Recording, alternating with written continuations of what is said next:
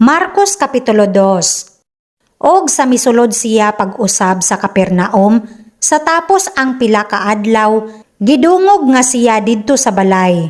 O gilayon, nanugok ang panon sa mga tawo kaniya, hangtod nga wala nay kasudlan, bisan pa sa haduol sa pultahan. Og iyang gisulti kanila ang pulong.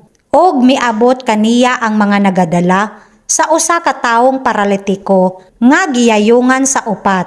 Og kay wala sila makahimo pagduol kaniya tungod sa panon sa katawhan, gibuslutan nila ang atop sa tungod niya. Og sa nabuslutan na kini, gitunton nila ang duyan nga ginahigdaan sa paralitiko.